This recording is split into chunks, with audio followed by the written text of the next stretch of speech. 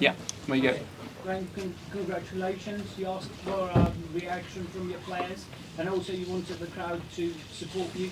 It was held tonight. It was just fantastic atmosphere. You must be really, really pleased. Really pleased, yeah. Fantastic atmosphere, fantastic evening. Players were tremendous, the supporters were tremendous. We had to be against a team that are doing so well. 10 games on the bounce winning. But I think over the 2 games, I think we've deserved to go through. I thought we played a good game against Dortmund, but we didn't score. Today we did.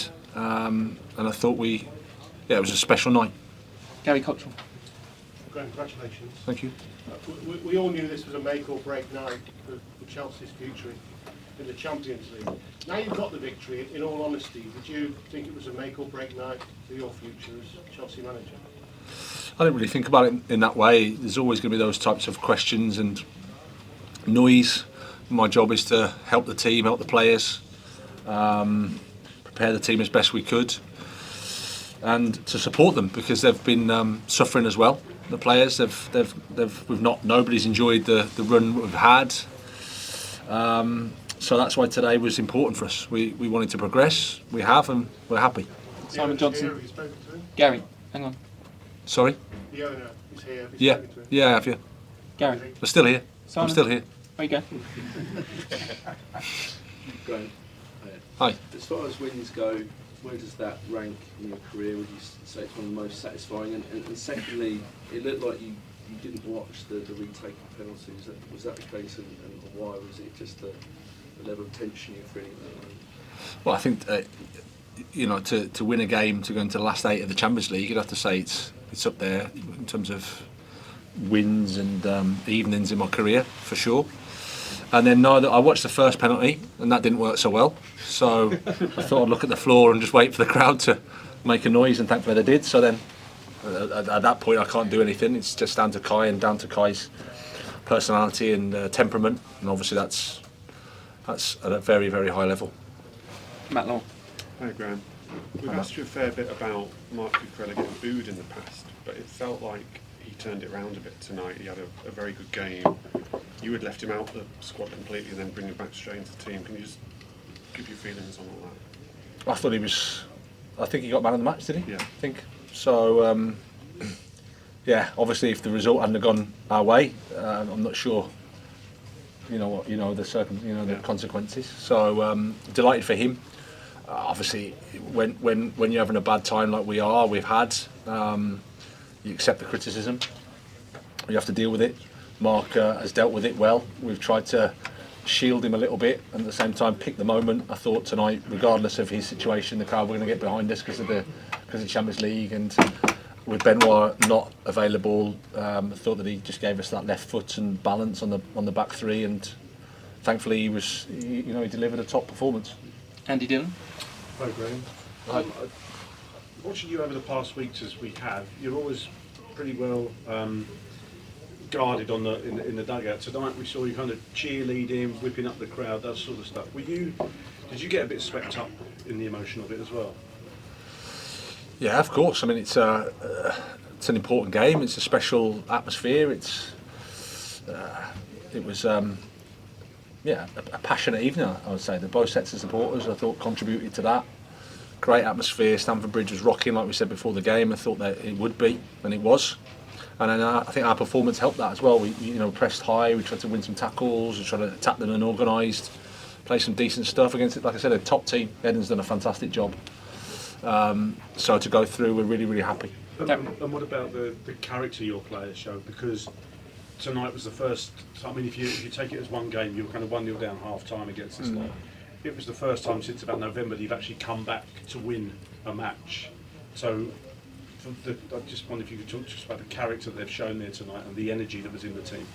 Yeah, I think it's not just this evening. It's we've had a tough period, so we had to respond against Leeds. We played a good game against Dortmund away, but we lost. And in the moment that we're in, obviously no one wants to hear that you played well and had some chances and should have scored. And then we had a poor first half against Southampton, and then it can pretty quickly spiral into not a pleasant situation. So everybody has to stick together then, and we have to suffer together and find a way through. And I think the players have done that in an incredible way. And like I said, big thanks to the supporters because they were amazing tonight, and they helped us on Saturday and they've helped us this evening. So brilliant for everybody connected with the club. Darren Lewis. You asked pretty much for the supporters to get behind the team and yourself, and the supporters to respond big time today. Do you feel like tonight's a night, a bit of a turning point in so much as them getting behind the club, yourself, after some difficult weeks?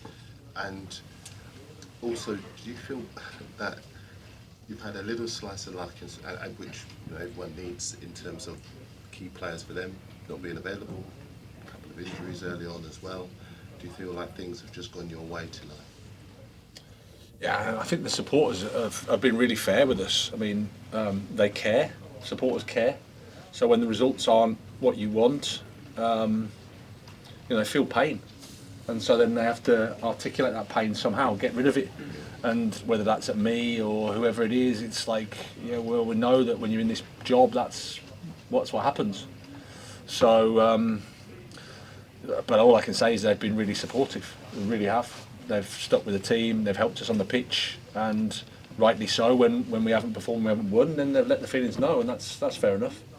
In terms of, you always need a little bit of luck. As much as we think we're, these talented coaches and talented players, you need a bit of luck as well. And I would say, before the World Cup, we had 9 players out. And if you've got no Reece James, no Kante, no Wesley Fofana, no Chilwell, no Loftus-Cheek, no Sterling, these players are important for us as well. And tonight, like you say, they had some players missing, and that goes in our favour. I'm not going to complain about that, that's for sure. Okay, last 2 this evening, gentlemen there, and then Tom, Roddy to finish. Hi, Gary. Good Hi. evening. Congratulations for the result tonight. Thank you. Since you joined Chelsea, you got 5 wins out of 7 games in Champions League. However, the balance in the Premier League has not been as good as that. I want to ask you, what do you think are the reasons for that difference between the Champions League and the Premier League? Well, they're 2 different competitions, and it's not from a want of trying. I think sometimes you're playing Saturday, Tuesday,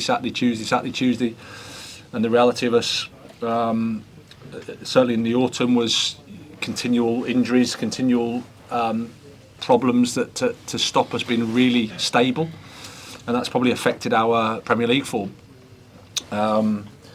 Since the break, we've had to try to integrate new players and get players up to speed in terms of recovering from injury. But all those things have made it a tough period. So it's important for the Champions League for us to go into the last 8, and delighted for everybody connected with the club that we've done that. Last question, Tom. Graham, you've spoken quite a bit about everything kind of you've gone through in the last few weeks, all the sort of focus on you and also the team and everything. Does tonight feel like all of that, everything you've gone through in recent weeks, does it make it feel like it was kind of worth it?